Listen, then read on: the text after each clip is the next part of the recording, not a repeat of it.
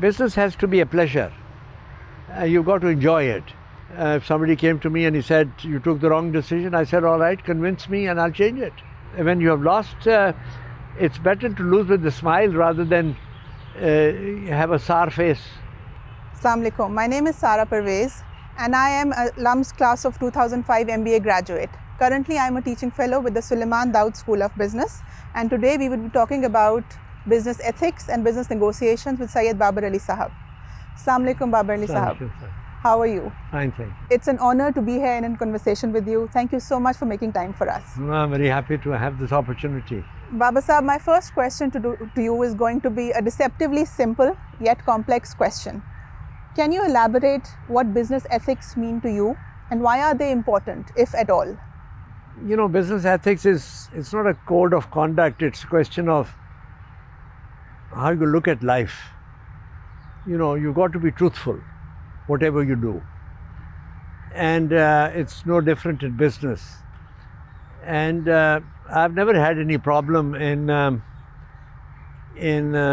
sort of carrying out whatever I've done in business, in my relationship with my colleagues, with my customers, with my suppliers, because there is no hidden agenda.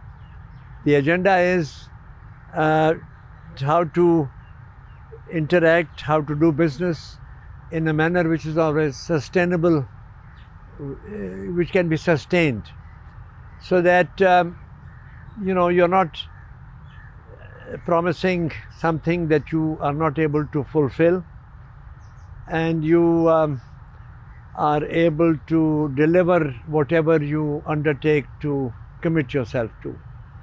So it's a way of life, whether it's in business or out of business, and relationship with individuals, with friends. And I don't find business anything different to what your general conduct in life is. So Baba Sahab, can that code of conduct be taught through a curriculum or in a classroom setting? Or well, one can certainly stress on it. One can say that, you know, to be successful in life as an individual, as a person, you've got to win over the confidence of the people that you're dealing with. That there is no hidden agenda. They are not suspicious of your word. What you're saying, you really mean it. You are not double-tongued, and you will deliver what you promise. So it's a conduct of life, you know, conduct of how you look at life and how you conduct yourself in your dealings, everyday dealings. So the source could be your family, your culture, your mentors, or whoever you meet. So it has to be a you don't ongoing. put on different hats. To you know, your attitude towards your fellow being is no different to your attitude towards your customer, to your supplier, to your banker, to your distributor. So you have to tell them that what your thoughts are, you convey it to them, and there should be no ambiguity in whatever you say or whatever you do, whatever you write. A lot of what you just said comes under the idea of a moral compass. And in your book, Learning from Others, there's a heartfelt line that you wrote where you go on to say that I'm secretly happy that my father is not around anymore to see how the society has disintegrated into this state. What were your feelings behind that statement? And do you think you've acquired his moral compass when you deal with the society? I don't know. I hope I've tried to emulate him, but I see the world around us is totally different to what he had when he was in business, when he had his dealings with people. Of course, it was a smaller world. It was a narrower world. It was more compact. Fewer people in the business game. But even then, there was a certain code of moral conduct, and he conducted himself in a manner that people respected him, irrespective of what background they had, what community they were from, what religion they were, because he grew up and spent all his life prior to partition. And as you know, certainly not only in Punjab but all over India, most of the businessmen were not Muslims. So he had dealings with people of other faiths, and he had no problem because his conduct with everyone was uniform. On that note, I'd like to talk about personal biases. You've mentioned it in your book also, that how to not take much background importance on what you're dealing with. How do you stay unbiased, or how do you neutralize your biases? They're only human. All of us would have them. Yeah, I mean, you don't carry any grudge against anybody.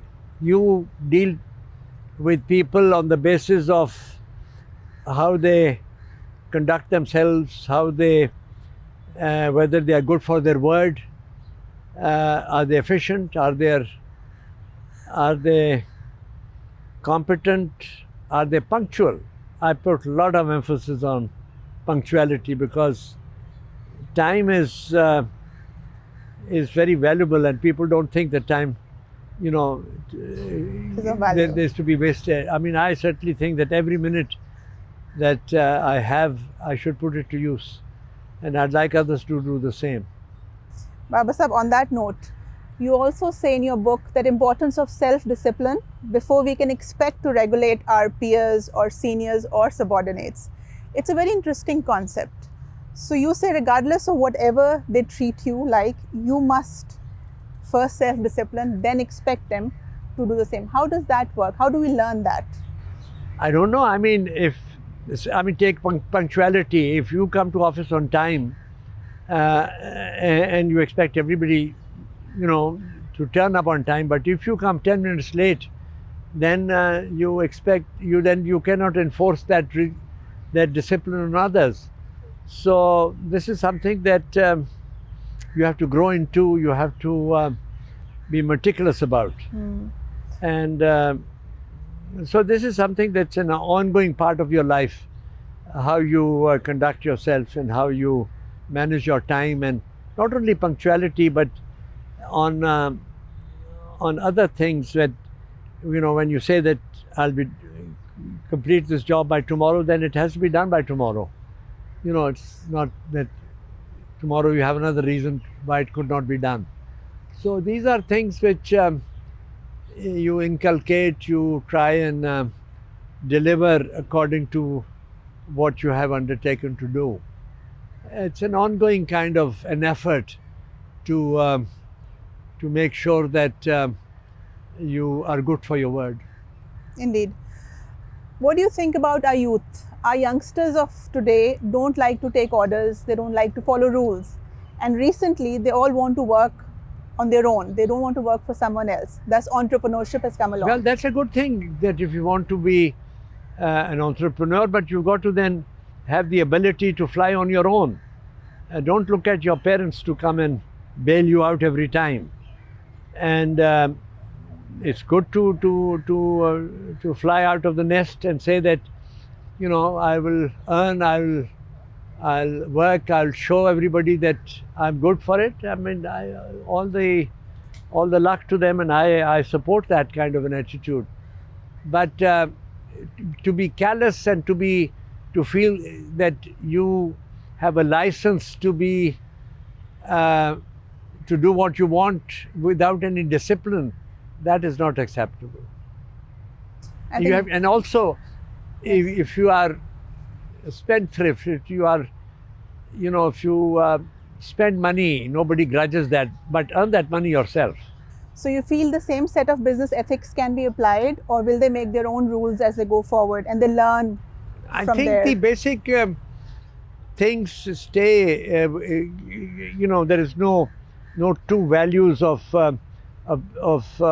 judging a person for his integrity, for his truthfulness, for his ability to be good for his word.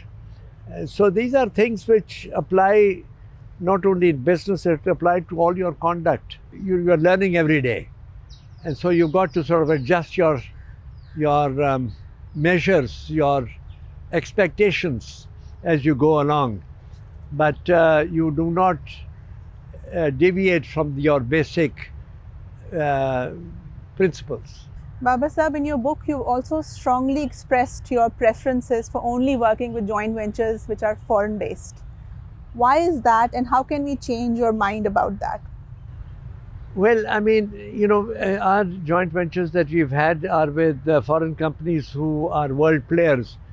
And that way, the reason is that you are dealing with people who have their organizations in other countries, and they, in order to succeed in a competitive environment, for instance, you take Nestle or Coca-Cola or Sanofi, they are all over the world, and if they have to be successful, they have to be competitive. They got to have products which people buy, and they have to spend money on R&D to stay ahead of competition. And Pakistan is too small a country that you can have that kind of facility or that kind of knowledge and that kind of resource that you can do R&D to stay ahead of competition. So your partners will keep you ahead. So that is the reason. And as far as local partners are concerned, because the only reason you want a local partner is you want money. And when you can get money from a bank, it's much easier. You are under nobody's obligation. You borrow money from the bank, you pay them the service charges, and you return the money when it's due, and so you are under nobody's obligation. And so to have a local partner, you don't know what kind of genes he has. And these are, local partner would be a family partner, and every family has its own pluses and minuses. When you're dealing with a foreign company, you're dealing with an organization, you're dealing with an institution, you're not dealing with an individual. The people that you work with, they keep on changing, but the basic philosophy of that company does not change. So you're dealing with an institution, so there's more predictability, there's more of continuity, there's more of, you know exactly what to expect. But with a local partner, you're getting involved in things which may not be to your liking, in the sense that every individual has his own pluses and minuses. Business has to be a pleasure. You've got to enjoy it. And you don't want to bring in issues where you have a partner who says, my son will take over from me, and all that kind of thing, is whether the son is capable or not. So you don't want to get into that kind of argument with anybody. I think it's a 360-degree code of conduct again. Yeah, so yeah. With individuals or organizations, you would want to have a code of conduct in place so you know what you're dealing with. Fair enough, Baba Sahib, and I think we have quite some time before we achieve that kind of formality. Baba Sahib, it's often said that our greatest test is to handle people who've mishandled us in the past. How do you see that in your life unfolding? How have you dealt with those people who have mishandled you, business or life otherwise? I mean, mishandled is, you just ignore those people. You don't deal with those people that you don't enjoy working with. So there's no obligation. If a government servant doesn't treat you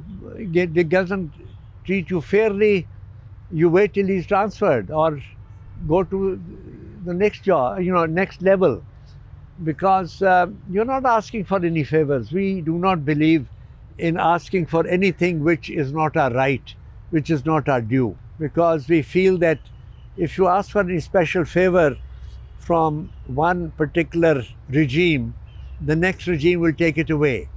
So you don't want to be a target of settling scores. Short run, yeah. So you want to deal with people who would say that irrespective of which government is in power, this is our right, this is our claim, we pay our taxes, and this is what we think is due to us. In your book, you also talk extensively about respecting others regardless of who they are, where they come from. Sure. Do you think it's humanly possible to stay respectful towards people who at times do not command that kind of respect? We don't lose anything by being polite to people. There is an old saying that if a dog bites you, don't bite the dog back. So you shame the other person by treating him better. Well said. Okay, so there's a wonderful quote in your book which says, sports teach you to be fair in a way that classrooms never can. Is there a background to that quote? If you are playing cricket, you are 11 on the field. If you're playing hockey, you are 11 on the field. If you're playing tennis, you are doubles, you are 2 people on one side. So you're all equal. And the whole idea is that the team should win, not the individual. And irrespective of who scores the goal, the team gets the credit for having won the match. Yeah. Or in cricket, it's the number of runs that whoever scores, you give credit to him. You don't try and hog the wicket yourself. You let the better player face the bowler. And so I'd say that, there's an old saying that the Battle of Waterloo was won on the playing fields of Eton and Harrow. So you train your mind and your thinking that, and also in life, there are very few people who can individually win anything. You have to work as a team, and you've got to give credit to the team. And if you happen to be leading the team, then you give credit to the other people. You don't try and thumb your own chest as the leader. You take the blame for anything that goes wrong, but you give, if things go well, it's the team that gets the credit, not you. On the same note, how would you suggest to be a good loser? When you lose, what should be our first few thought processes going on? Well, we were taught, I don't see that happening today, that at the end of the match, whether you won or not, you went across and you shook hands with the player. And that should be your attitude, because to have lost a game, or to have lost a match, or to have lost a deal, you applaud the winner. So there'll be a time that you are a winner one day, and you have no control. When you have lost, it's better to lose with a smile rather than have a sour face. A very interesting note. I'd like to know that what do you think, life is all black and white, or like sports, we just win and lose? What about the space in between? What about the people in between? How do you see that space? Well, life is what you make out of it. I believe that whatever you do, you should enjoy, because the best comes out of you when you're enjoying a thing. And I keep on telling people who are working with us, who are our colleagues in the company, and especially in the first few years, I said, if you're not enjoying your job, you are in the wrong company. You should go. Yeah. And we wish you well, and go and find a job that will satisfy you. And that is the attitude I have in whatever I have done myself. I only indulge in things that I enjoy. Otherwise, life is too short to be suffering through a chore. On that note, I'll segue into our second session of negotiation. Baba Sahib, in your life, what has been an upside of being a good negotiator that you are? What are the positives? I don't know whether I'm a good negotiator, but I'm very happy with how things have gone, and because I've never tried to take advantage of anybody. You want to be fair, and when you want to be fair, you don't have any regrets. I've never walked away from a deal where I said, I made a fool of the other person. That doesn't last very long. And you respect the people that you work with, because a business relationship, a long-term relationship, you want to face that person again and again and again. and you don't want anybody to come and look in your eyes that you cheated me or you took advantage of me. That's very short-sighted. And that's going to happen. It's a small world. You will meet them again. Yeah, you have to. And especially in the business that we are, we need the same customer, not tomorrow. We need that next customer for the next 10 years, 20 years. And you won't have him the next day if he feels that you have not dealt with him the right way. Then what is the overarching purpose of negotiation? What's the objective when you enter a negotiation? Well, I mean, it's something that is acceptable to both sides. It's not a one-sided victory or one-sided or the other side defeat. It's a relationship which should continue because both benefit from a deal. When you are buying something, you are paying for either a product or a service. And if he or she is able to deliver what you expected, then you keep on buying from that person. Same way, if you are selling something and you want to sell that thing tomorrow and the next year and the year after, you got to make sure that you deliver what you have promised. I believe that the business that we are in is a repeat business. It's not a one deal shot. So Baba Sahab, is negotiation a learned art, or did you learn it from somewhere, or were you born with it? I don't think it's an art. It's a way of how you are brought up, how you respect the others. The whole idea of working with people is to respect the other's integrity, the other's ability, the other's needs, and you see if you have the product or the other person has the product that you need, or you have the ability to satisfy the other person's needs, and then you sit together and say how we can do business together. So this is how you carry on, and you have to have a long-term vision and long-term frame on this thing, because it's not a one deal issue. In your book, Baba Sahab, you also talk about relationship building as a byproduct of negotiations, regardless of the results that they want. So can you share some anecdotes with us where you sort of lost the negotiation but found a relationship? I don't know of too many negotiations which did not materialize into a long-term relationship, but when you go in for a joint venture or you go in for a collaboration, you are looking at, what will make you succeed. Can you make the kind of product that the market needs? Can you make it competitively? Do you have the raw material? Do you have the technology? You have the people? And then you go about it. You never talk about money. You talk about, making that venture a success by having a growing list of customers. And of course, money will come all along, because if you don't make money, then the company will die. Will not survive. Yes. You've got to have.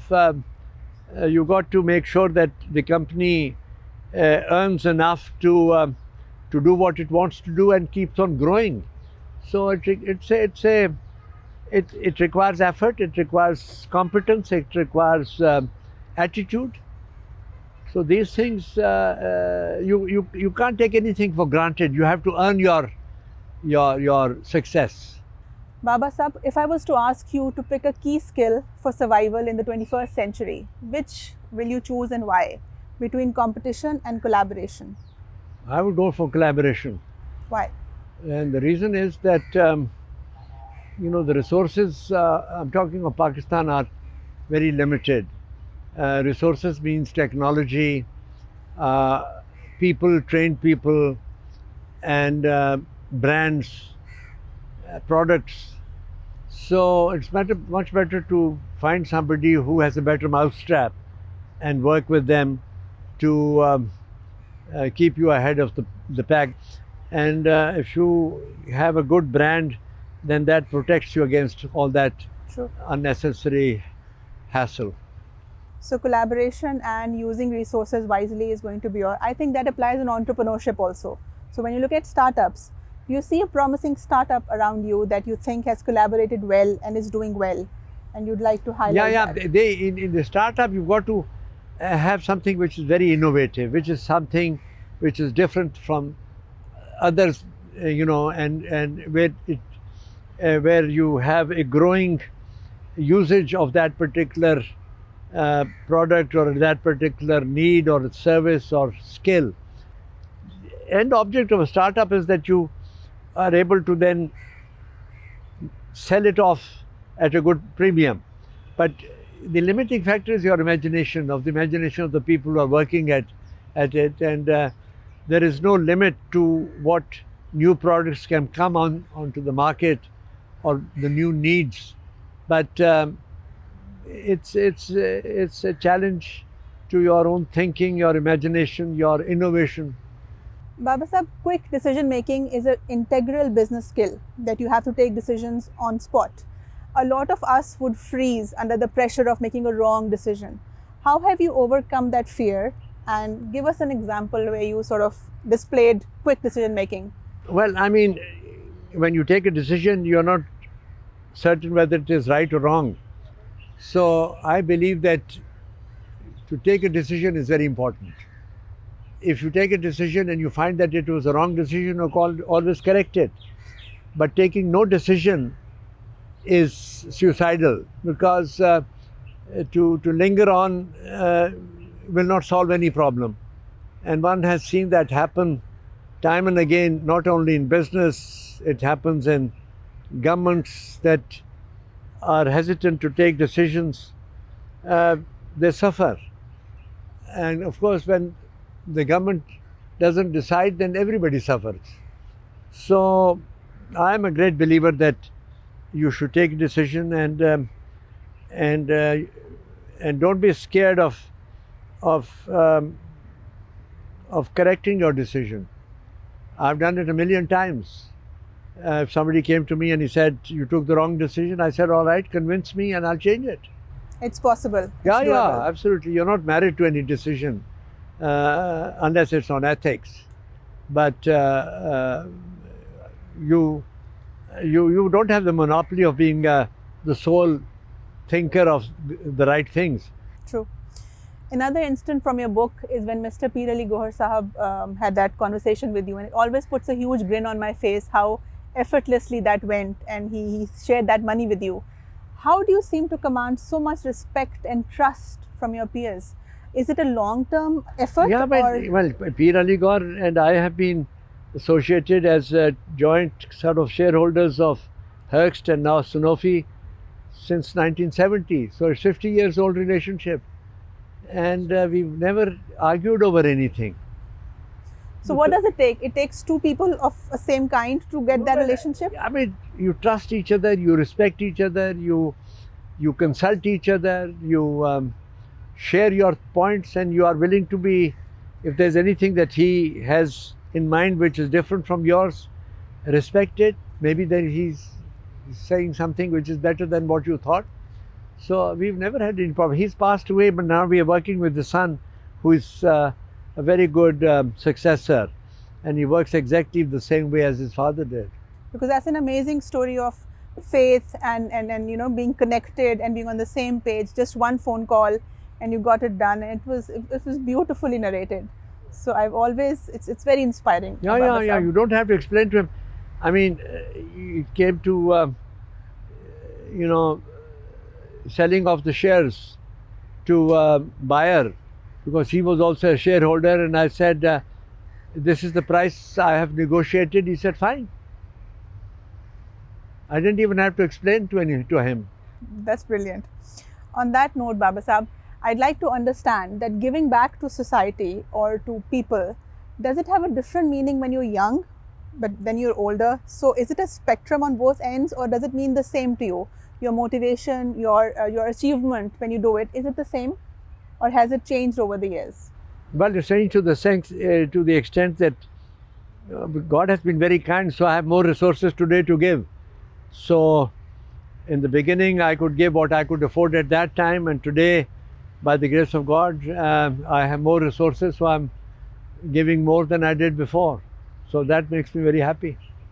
So nothing else has changed in terms of your mindset or your No, philosophy. I believe in in supporting causes that I can see, mesh with my own ideas.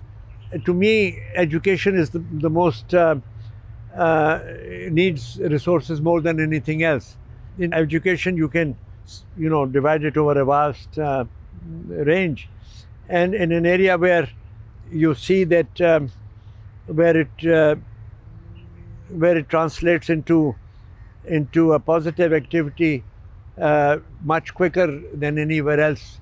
But you don't neglect long-term investment also. For instance, we've just financed the School of Education, which is a 20-year program. These people who will be studying and working on education policy and these things will have their impact on nation building 20 years and longer. So there again, we have gone out and supported that cause, because we believe that we need new minds to look at education. It's an evolving science and evolving skill. What I don't know what is required 10 years from now. So hopefully these young men and women that are going through the School of Education will be equipped in a manner that they can mold the future learning in this country, the new pedagogy, the new subjects, the new curricula. So as you know, I mean, today, because of this lockdown, everything has gone, on the internet and virtual. But maybe this could have a much bigger audience in the future. So but you need minds with fertile ideas to come up to use these facilities. So we have intentionally funded the School of Education, that we need to sow that seed on the campus so that it remains vibrant in decades to come. When you started the Suleiman Daud School of Business, which was early STSP or the business school, did you have the same mindset that you have now about the business education in Pakistan, or do you think the needs have changed? Oh no, the needs are changing. I mean, Suleiman Daud School, of course, today carries the name of Mr. Razak Daud's father, but we originally the whole idea of LUMS was originally a business school. Yes. And then it grew out of it because people realized, and we also saw the need for introducing other disciplines other than just marketing, accounting, finance, and that. And so we feel that it's an evolving situation. We need to equip our young men and women so that they are able to play a meaningful role in the changing scenario and the changing needs of the country and the world. Because I would say half our MBAs are working abroad, and they have to meet the challenges of the international arena. So we have to equip them. They can think on their feet. My own feeling is that once you leave the campus, you've forgotten 90% of what you studied in the books. But it's the ability to think for yourself and to be able to go and seek knowledge where you need it. We need to equip our young men and women with this ability to seek out new avenues of solving problems. And so we have to continue with that. And that's a change. Baba Sahab, on one hand, you have a business empire that you've made, you have successful joint ventures, and you have so much to your credit. On the other hand, you've been given, I think, an honorary doctorate in law by McGill. And just recently, you've been also awarded as elected as a member of this prestigious American Academy of Arts and Sciences. I believe that makes you the second Pakistani after Dr. Abdul Salam. So if you were to compare these two achievements, which one's more closer to your heart? Well, I tell you, I sought neither. They both came as surprises. Really? I mean, of course, the McGill degree came in long time ago when we had a collaboration with McGill University, with the business school. And I got a letter from the president to say that they wanted to award a degree. And of course, I was greatly honored. I went there and I was blessed with the robes and everything else. But the second one came as a total surprise to me because I got an email from a friend of mine who's a member of the faculty at Harvard. He said, his name is David Bloom, and he said, congratulations that you've been elected. And I didn't know what it was all about, so I sent a message to my granddaughter who lives in Palo Alto, where Stanford is, and I said, is this a joke? And she came back and she said, no, Nana, this is a very serious thing. And of course, then I went back and to thank David Bloom. And it was some of the faculty at Harvard that I had worked with over the years, over decades, that they had proposed my name, and it went to the academy, and it was voted in. So it's a great honor, and I feel very humble. I mean, Salam was in another world altogether.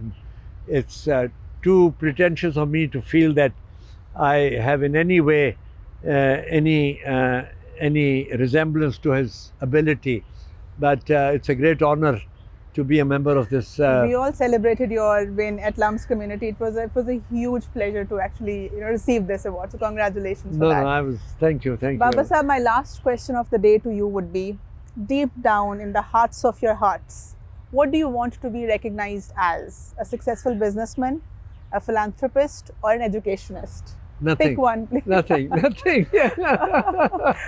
Or, The graveyards are full of all these dispensable people, and I have no pretensions that I will be remembered for anything. What I want to do is to be able to bat to the last ball and have good fun. Baba Sahab, thank you very much. It was very insightful, and I'm truly honored to be here today. Thank you. It was a pleasure for me to talk to you and to learn from you. Thank you. Most welcome.